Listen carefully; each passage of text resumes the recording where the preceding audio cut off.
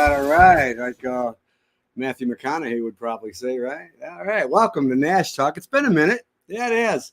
And if you can see behind me, you can see the skyline of the the world famous Nashville backdrop, right? Okay.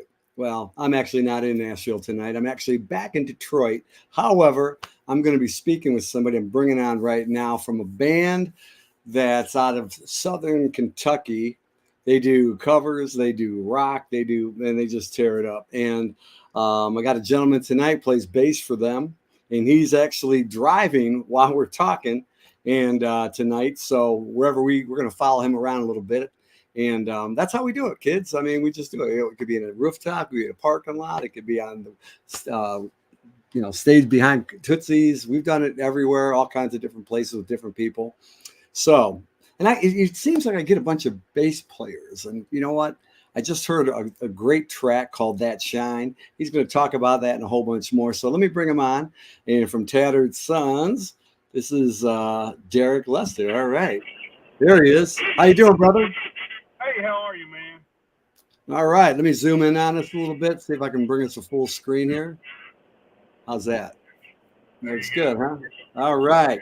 Well, man, thank you for coming on tonight. I know we talked a little bit beforehand, and you're with the band, Tattered Sons, right? And you guys just did a big show. Where was that at again? We just got back from Hog Rock in Cave Rock, Illinois. Oh wow! Great place, man. Yeah, we've been up at Hog Rock a few times. It's always a blast, always a good time. Lots of great people, great bands, just a good time all around, man. Highly recommend it. Highly recommend it. All right, yeah, could we put that on a Yelp or something? Yeah. So you're in your car right now. Now, where exactly are you on planet Earth? I mean, where are you in Tennessee or Kentucky right now?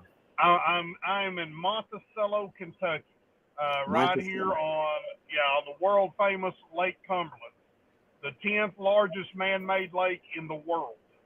Wow. Yeah, that's kind of our claim to fame here in Monticello. Monticello. So, yeah, Monticello, Kentucky. Monticello, Kentucky. It's about this big.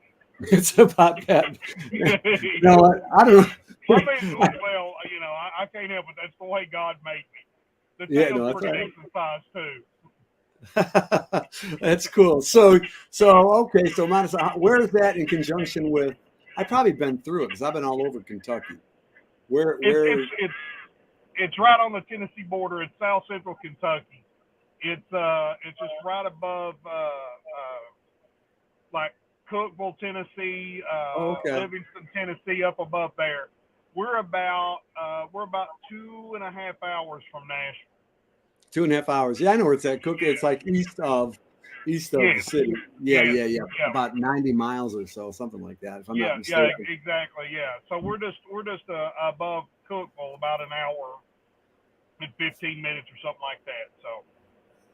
So you told me before we came on, we only talked for briefly a couple minutes. I just got back and I was outside and it's about 90 degrees out there, hot and a little muggy. So it's got to be warm where you're at.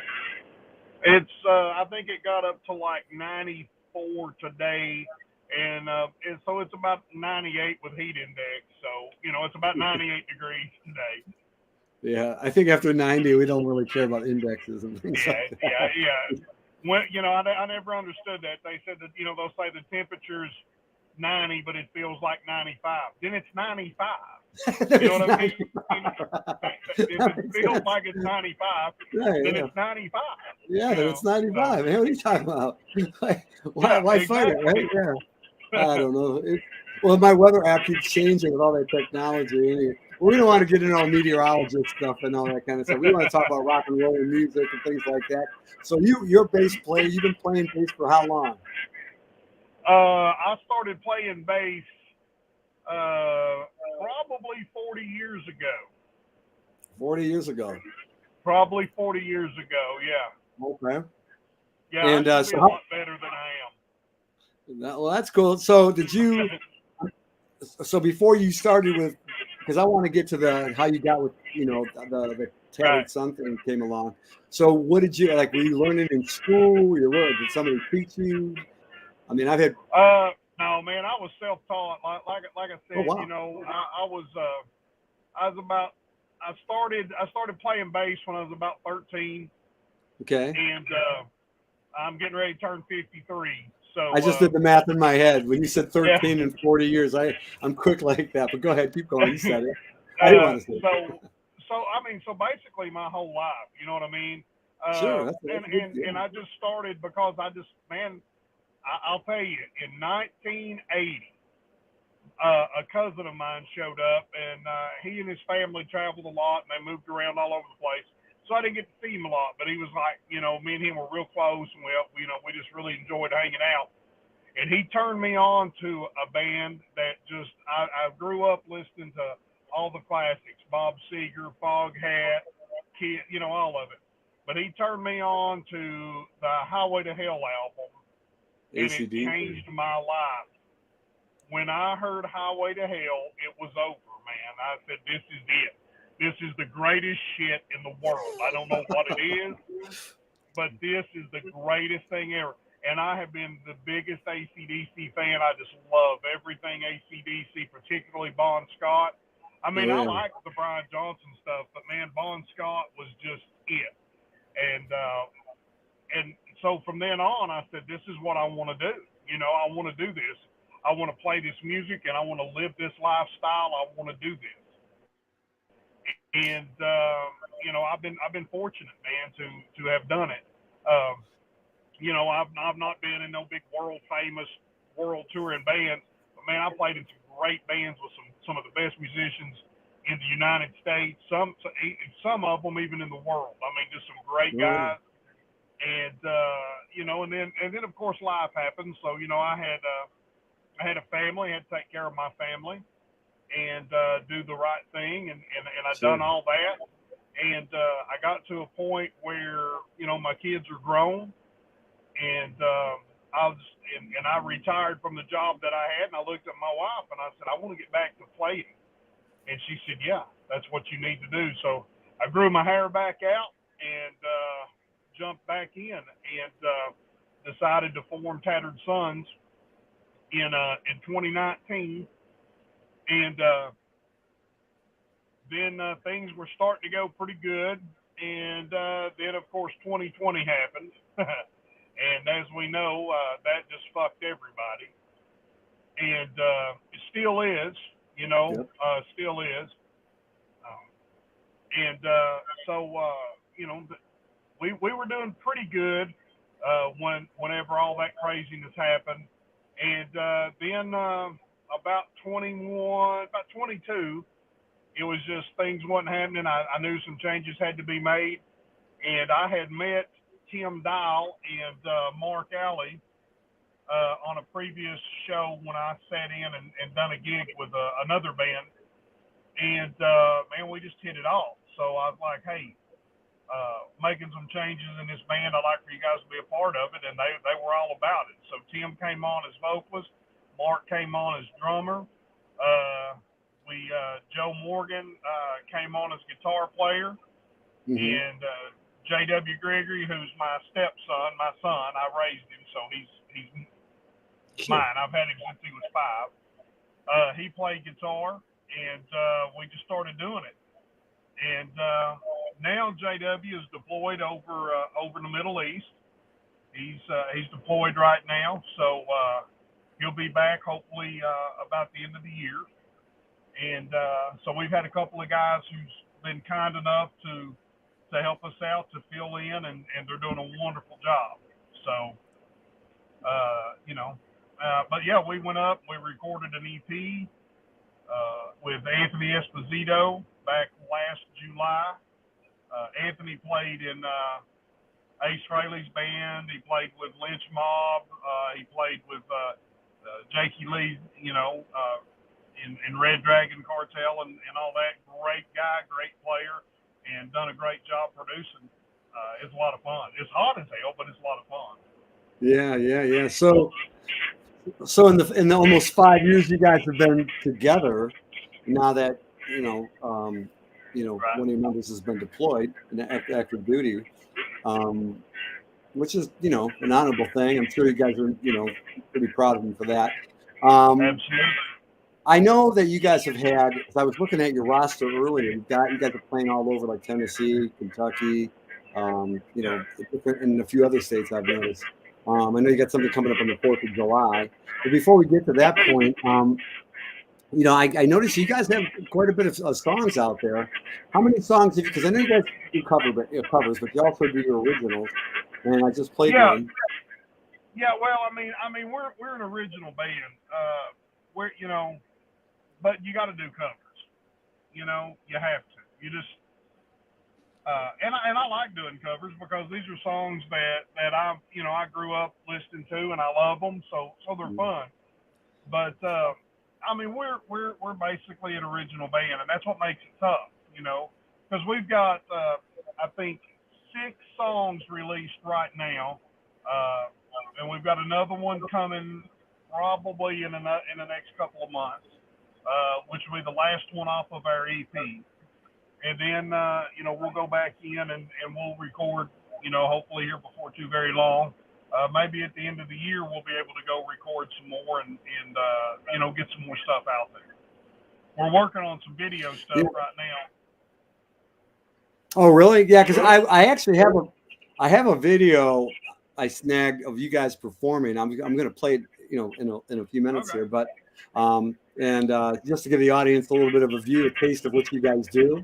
I listened to some of your recordings and just a really good job. Really good job.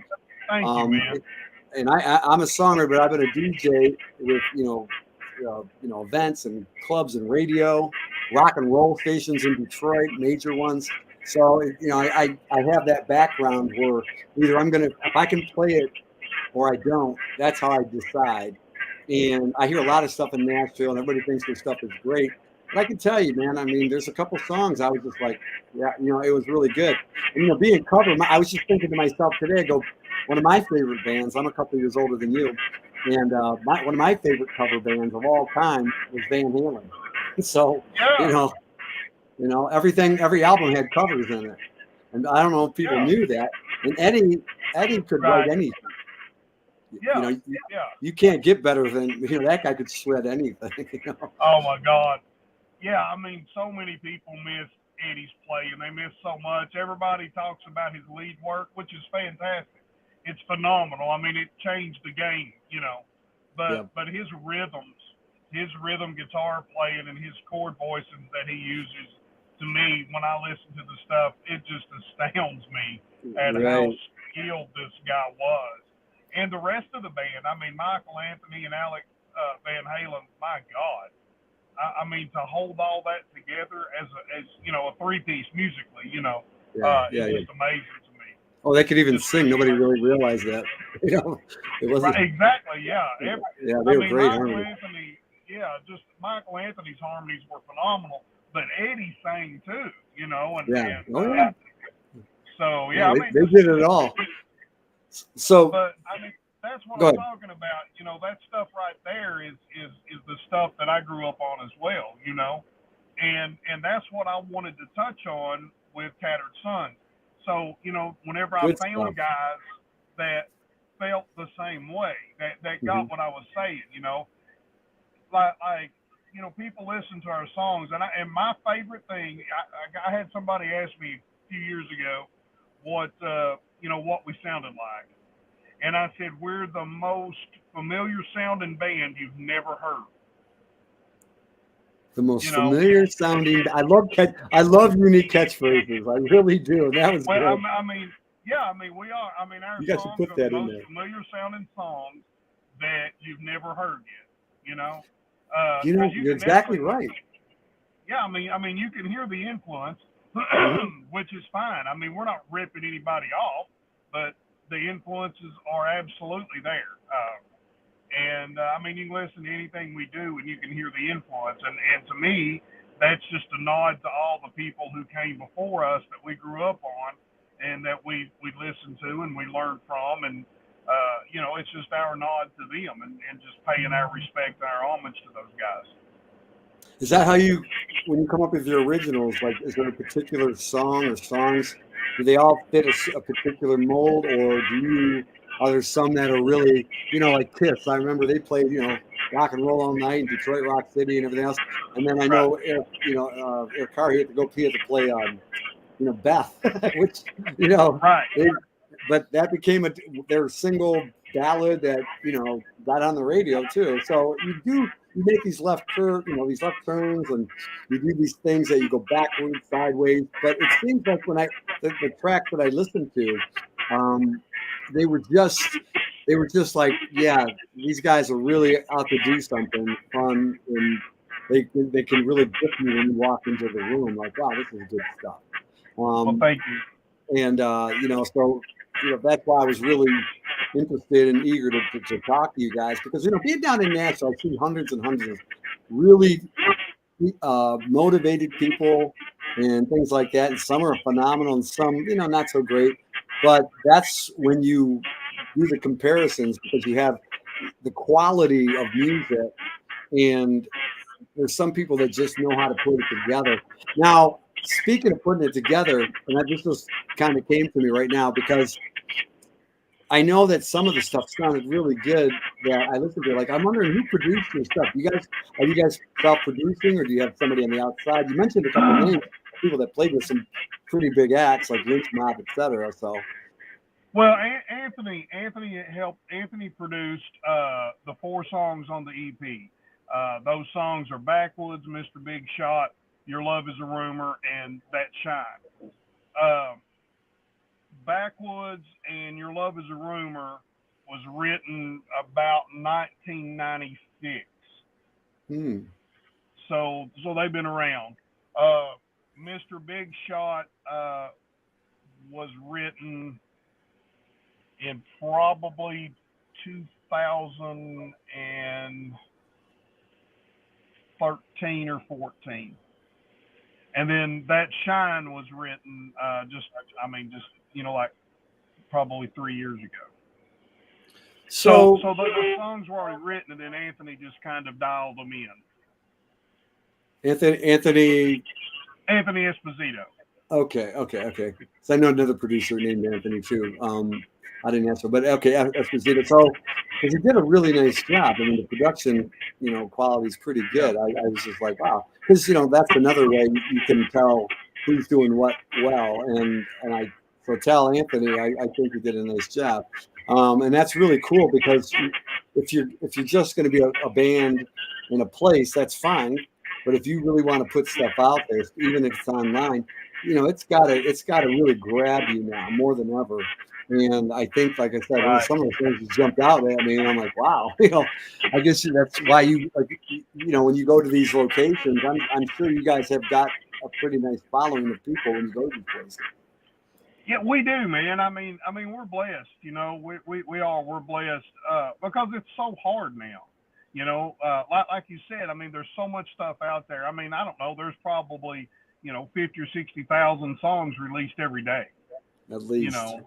And I mean, it's tough to stand out in that. And sure. and it's the old way of doing things is done. It's not going to happen again. There's not going to be any more, sign-on money. There's not any of that stuff. There's no upfront money. We have, it's all on us to do this. So, we're financing it. That's the thing about independent artists, man. I have all the respect in the world for everybody doing it. You write the songs, you perform the songs, you record the songs, you pay for everything, you promote the songs, you market the songs, you buy merchandise, you design you do all that. Our video. Oh, dude, it's fucking nuts. I mean, it's crazy. That's the next song. Right. But we're blessed like the video for That Shine.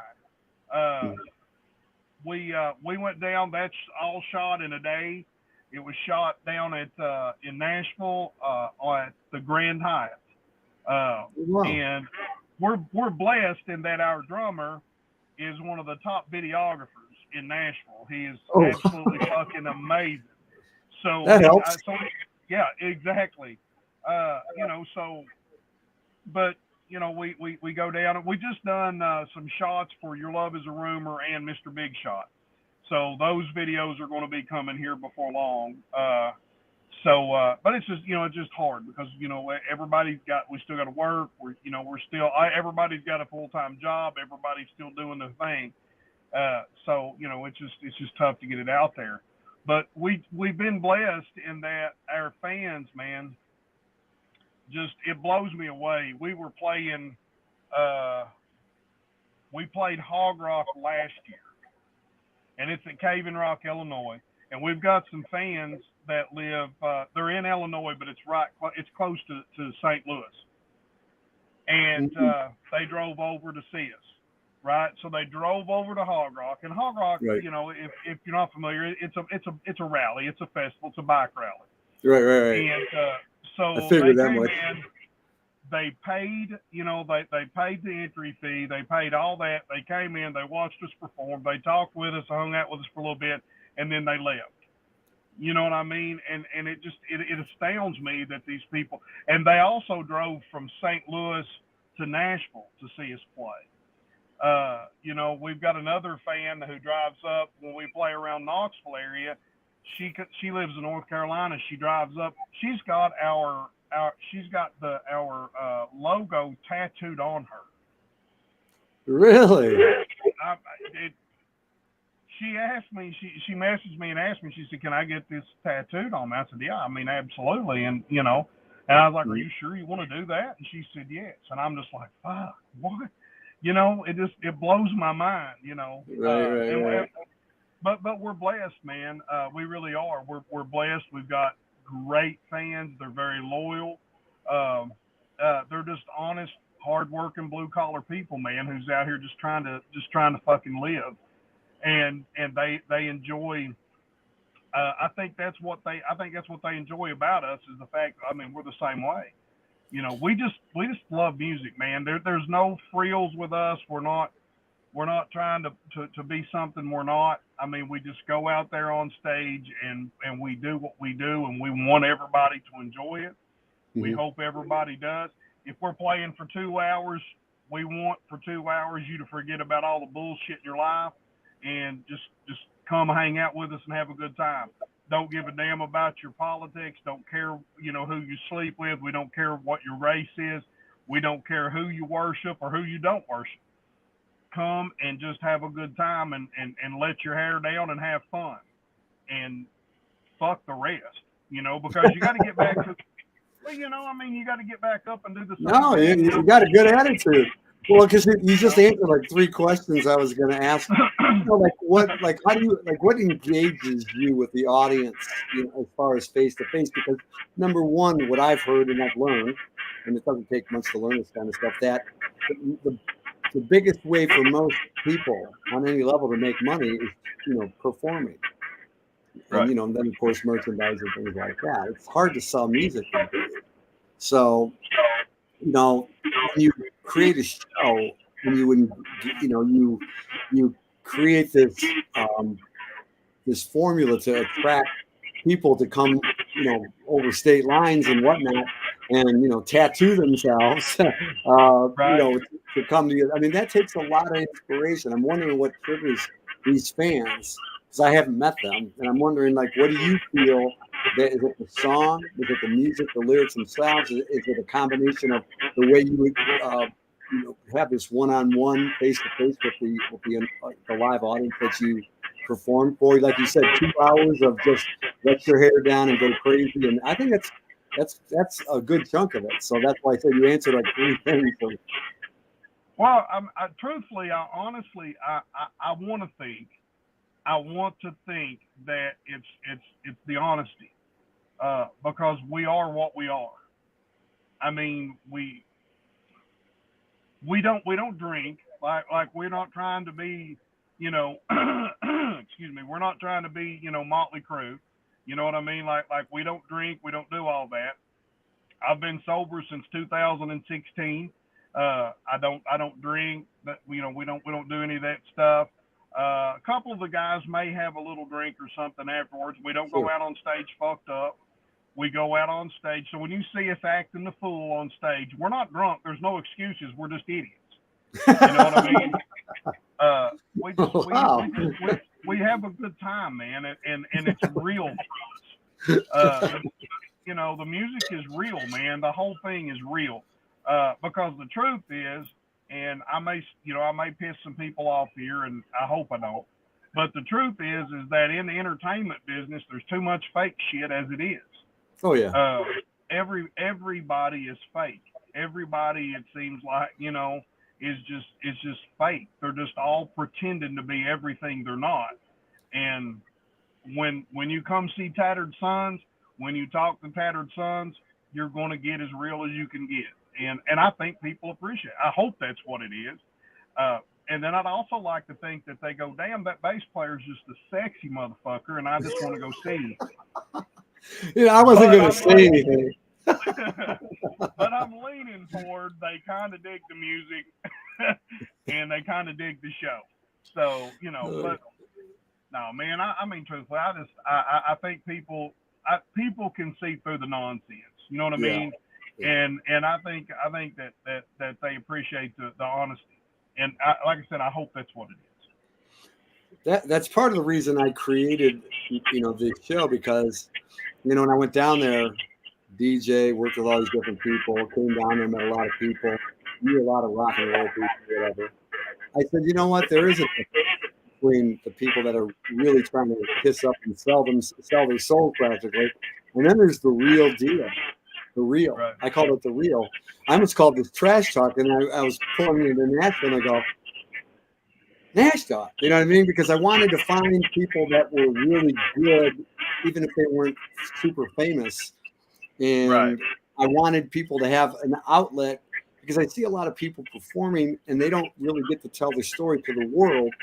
And that's part of why I do this. And I have somebody that works with me now, and he's probably watching, Michael Kersey, and I made him my kind of like my producer, so to speak, because he knows, and he's really genuinely seasoned, but also he really loves certain artists. He goes, they may not be world famous, but they're good enough to open up for a major act or something or whatever.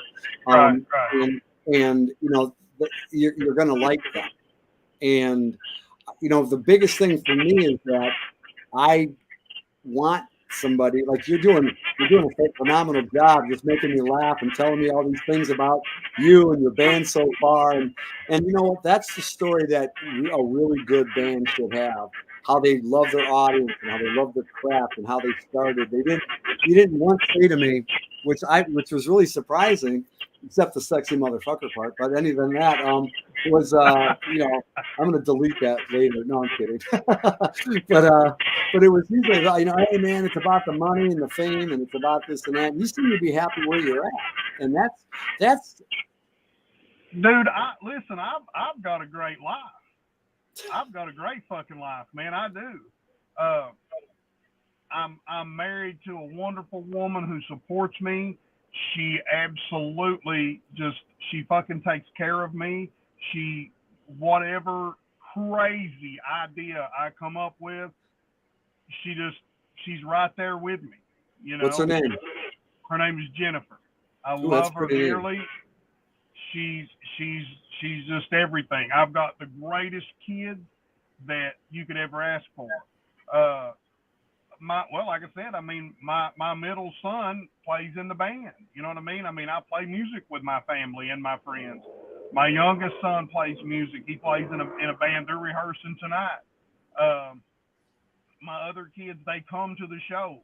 I've got grandchildren, and there's no bigger fans in the world of Tattered Sons than my grandchildren. They absolutely, they can sing every word of every song, which is a little weird because they don't understand, like Coming Undone. They don't know what it's about, thank God. But it's still a little weird whenever they're singing that song. Yeah. And that's why I said Tattered Sons don't need to be playing in elementary schools. You know what I mean? You listen to the words of Coming Undone. That's the reason that Tattered Sons doesn't need to be playing in a fucking elementary school. I got you. I got Some you. things, some things need to stay the fuck out of schools. Let's just Sure. let kids be kids. But I've got a good life, man. I've got great family. I've got great friends. I play music with them, and these guys are the best dudes ever. They really are. Joe Morgan and I have been friends and played music together for 30 years. Mm-hmm. Um, Tim and Mark, like I said, we've been playing together for a couple, 2.5 years, 3 years, whatever it is. At this Mm-hmm. point, those guys, they're great. They're great musicians. They're great writers. They're great performers, and they're even better people. All these cats. So, man, I've got a good life. Would I love to have more money? Absolutely. I wish that I could just do this full time and I didn't have to, get up and go to work every day. But you know what? It's all right because I've got a good life. Let me give you a shout out to the band members, and then you can tell me if this is the current roster because I'm just reading it here. Usually I remember this stuff, but I'm just the print was so Right. smooth. Timothy Stanton Dial, the lead singer. Yes. Okay, still with the band, doing good. Is that the one that you said? Yes. Okay. And there's Derek Lester bass. That would be you. J.W. Gregory guitar. Joe Morgan guitar. Trace Ritter guitar. Doesn't say lead or rhythm, so I guess you guys don't really have a role there on that, do you? No. JW is my son. He's the one that's deployed. Mm-hmm. So he's not active with us right now. Trace has been filling in, and Mike Smith has been filling in. But Joe's a steady. He's there every show. And then Mark Ali is there. He's playing drums for us. So it's Mark Ali. It's Allee. I wasn't sure how to pronounce that, And well, I hope I said it right. Well, at least you can blame me for that one. Well, that's there good. You So go. Right. Okay. Well, there's props to the band right there. So that's the current roster. You guys. Now, you guys. Let me see. You guys are playing. Well, I'll tell you what. Let me do a video really quick. I found, and then we'll go from there. You can tell me about it, the song where you guys played, and how you guys were received. Here, let me just play this real quick. Hold on. Right. Here we go.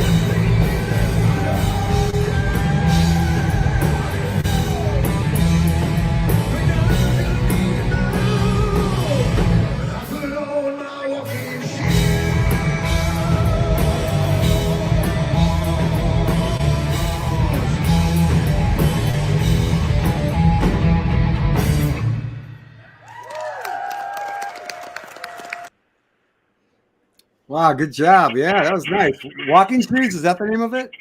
Walking shoes, yes, sir. All right. Now, who was singing that right there? Is That your... that was Tim. That was Tim Dial. Okay. All right. Cool. Yeah. Yeah. You guys were up there. You had a full set, full stage. That was nice. All right. I like it. So, where Yeah, was that played at? that was played in Somerset, Kentucky. We opened up for Derek St. Holmes, who sang for Ted Nugent and all that. We Stranglehold opened for down. him. Yeah, that was January. Yeah, that was the end of January, I think. Yeah, January 27th or something of this year. And that was Richie Rivera playing drums with us at that show. Mark couldn't make it, so we had Richie come in and play drums, and I mean Richie, like Mark, they're just fucking beasts, man. It's sickening how good these fucking guys are. It's just, my God, they're just so good. You know what I mean? But it's a great show, man. That was a good time. We had a great crowd. It wasn't a huge crowd, but it was a great, very interactive crowd. Derek St. Holmes and his band, man, they were awesome. Those guys were amazing to watch and great guys to hang out with. So that was a good night. That was a fun night. So I know that you guys have got like some performances coming up. Let's see, on July 4th, you've got in Kansas City, Liberty Memorial. You've got let's see, August. You've got I can't even pronounce this thing. Gravis, Metalim Blues, and did I say that right? Yeah, that was actually scheduled for last year and then rescheduled. Oh, really? That's supposed to be down in Knoxville. To be honest with you, I'm hoping it's still on. We haven't heard any of the final details yet, so I'm waiting to hear on that. So really, that one's kind of up in the air. Sure. So we don't know. But yeah, our next one is going to be out in Kansas City at the War Memorial out there. That's going to be a lot of fun. We're going to be in Kansas City from July 3rd through the 5th, and so yeah, it's going to be a good time. It's going to be a lot of fun.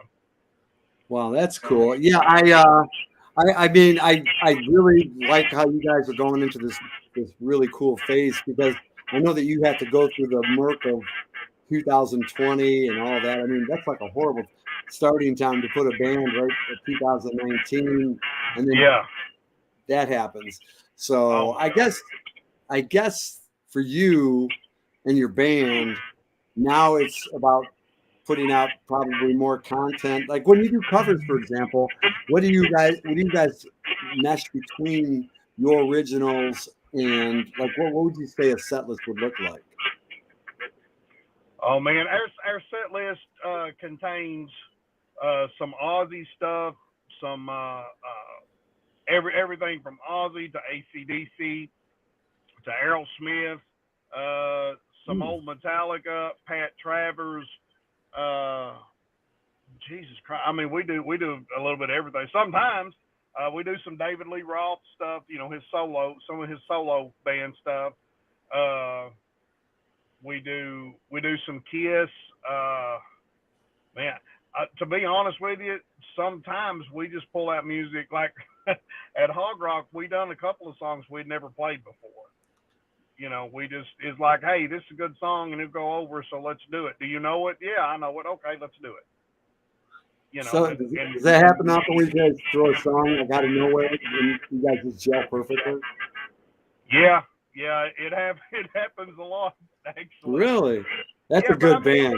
They can do that. Well, yeah, man, that's what I say. Okay, so we're playing up at Hog Rock and we're about 3 songs in, and all of a sudden, well, maybe 5 songs in. Anyway, all of a sudden the power goes out. Right, the power just cuts out. We lose power, and nobody quit playing. So all you could really hear was drums, right? Because like all the guitars. Right. I was going to ask. Yeah, all the power goes out. Nobody stopped. So when the power comes on, boom, we're all right there where we're supposed to be. And then it happened a few songs later. It done it again. And what was really awesome was the people in the crowd, they had no idea that we had lost power. They thought that was just part of it, so they were chanting with us and stuff. You know, How much did you pay to play at the whiskey? I don't even know what that means. Um, I, well, I can answer that. We haven't played at the whiskey, and we don't pay to play. wow, So you got your two answers right there. Nice shot. yeah, yeah. I'd love to play the whiskey, but yeah, we don't do the pay to play thing, man. I mean, it's hard enough out there, and to be honest with you, I just think it's a terrible way to have to do it. You know what I mean? I agree with you, 100%. You know, in fact, as a matter of fact, you know, when this is done, it will still be out there for you on YouTube, Facebook, and all the AIs that slice it up, and this way you can put clips you can if you want in your band, Perfect. Snapchat, TikTok. You know, you have your grandkids do it if you want, and then you know, and it's out there. It's out there forever, and your grandkids when they get older, they can see this and they can see that Grandpa was on it, the bass player for a really kick-ass rock and roll band, and you know, doing his thing and saying what he feels and being the real deal. I like that.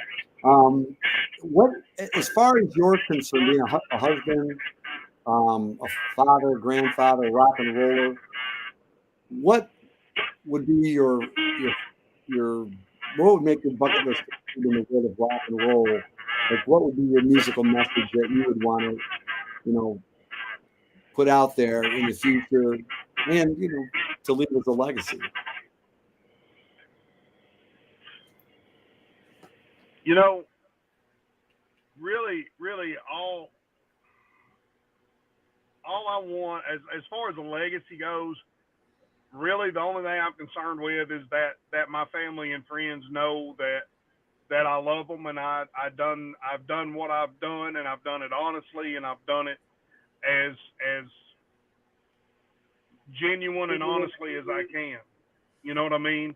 Right. Um, uh, you know, it's music, man. I mean, whenever, like when you and I were growing up, you know, there wasn't the internet. You know, Right. if you wanted to find music, like you had to really dig music to find it. Like, yeah, I mean, you know, you could trade tapes and do things like that. You know, but like where we lived at here, like me and my friends when we're coming up, man, fuck, where we live, dude, there's nothing. You know, I mean, we didn't have anything. So like we would read Circus magazine and Hit Parader magazine, and we that's what we done, and that's how we found out about music, and we traded tapes and stuff. But it was all about the music. It wasn't about the image. It wasn't any of that. We didn't know about all this stuff. You know what I mean? Like we saw the pictures, but we were smart enough to know that, you know, I mean, these guys were posing for pictures. You know, it's not like today. Now, you know, I mean, hell, you know what these celebrities eat. You know what I mean? They're sending pictures of their food and all this. I mean, it's crazy, but it's all about music. You know, that's what this has been about for me and for the rest of the guys. I feel comfortable and speak. I don't try to speak for anybody else, but I feel confident that they would agree with me. It's about the music, and that's what I want to leave. I want to leave music that I hope people it will do for somebody like it did for me. I hope there's some 13-year-old kid sitting out there right now, you know, listening and he likes these songs and he goes, man, I want to do that. You know, that's if we can write something and take that to people, get that out there and get that reaction, then I mean we've done our job. Have you written that song yet, or what's your favorite song right now to date that you wrote? That I've written, man, I don't know. I mean, because all of them have a story, man. They're all real. You know what I mean? Good They answer. all they all have a story. Nice. You know, it's like walking shoes. You know, what we just heard like that song's been around since '96. Mm-hmm. You know, 20 something uh, years now. 28 and you years. know, yeah. So you know, I mean, they've all got a story, and there's all a reason. They all have a reason they were written, and I don't know, man. I mean, they're all fun to play. You know, What was that they're song all about? what What was that song about? walking shoes. Yeah, since we brought it At, up. well, at the time, whenever we wrote it, uh, band I was playing with at the time, we wrote that song. It was a 3-piece band, and so we wrote that song, and it's basically about playing music. It's basically about getting out and just doing what we do. It was kind of written from the perspective of a drifter just doing his thing, and in a lot of ways, man, I mean that's kind of what musicians are, man. You know, we're in and out of town. We hang around for a few hours, maybe a weekend, and then we're gone. And then we move on to the next show, to the next town. And that's kind of what, I mean, that's basically all the song's about. It's just about being a rock guy, being a musician. But I mean, for me, it's all about rock and roll. So, Well, but good for you. That's great. I'm sorry. Go ahead, man. No, keep going. But yeah, I mean, all the songs they all have a story. There's a story behind all of them. Mr. Big Shot it's my way of making fun of the business. Guys take themselves way too serious in this business. They do. They take themselves way too serious, man. They think more of themselves than what they are. It's the chorus, I've seen Mr. that Big a lot. Shot. Yeah, man on the scene. Sure. One day you're going to be king. Only you can dance and sing. It's like, come on, man. And so it's my way of making fun of the business and ourselves, and those people who take themselves way too serious, man. Just relax, have a good time. There's 12 fucking notes on a guitar. There's 12. Stop thinking that you're doing something that's never ever been done before. Just play music and play what you want to play. You know what I mean? That's a great message right there. If I was, I was almost going to ask you like if there was, but you didn't. Just did it. You did it so well. You've got a few out there. I'm going to have to go back and remember some of the things you said, and I'm going to write them down and put them on there for you. I just put down, I don't know if you noticed on the bottom, I'm scrolling there, tatteredsons.com. I'm sure I got it. Is that it right there? If you guys want to see more of their stuff, they're on YouTube. What other social media platforms are you on? Is that it? YouTube? Well, we're on YouTube. We're on TikTok. We're on Facebook. We're on Instagram. And, of course, we're on all the streaming platforms. Like wherever you get your music, we're there. Whether it be, Spotify, Apple, Tidal, Amazon, Google, wherever you get cover music, the gambit. we're there. Yeah, good. Yeah. Well, that's, in case you guys are out there, you want to see some stuff that that will just really engage you, then these other guys, Tattered Sons, and, Derek, the bass player, he's on a right track. His mission's good, and he's got a blessed life, as he said. I don't know if I have anything else to ask you. If you wanted to say anything special, I know you gave a shout out to Jennifer, or at least you tried to, right? Yeah. And is there anything you might want to add to this? I have to. She's sitting right beside me, so I have to. No, listen.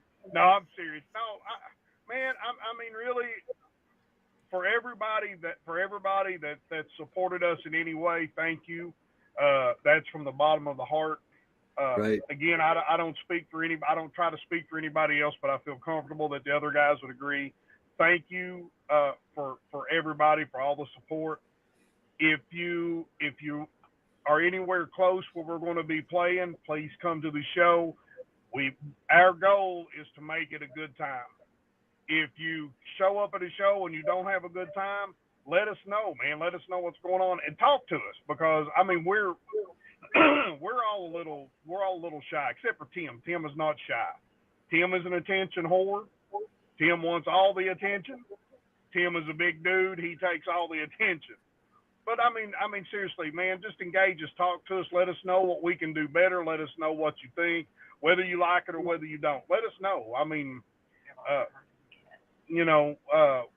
we just like to do what we do, man, and we hope everybody enjoys it. And for all those who've been there and supported us, thank you.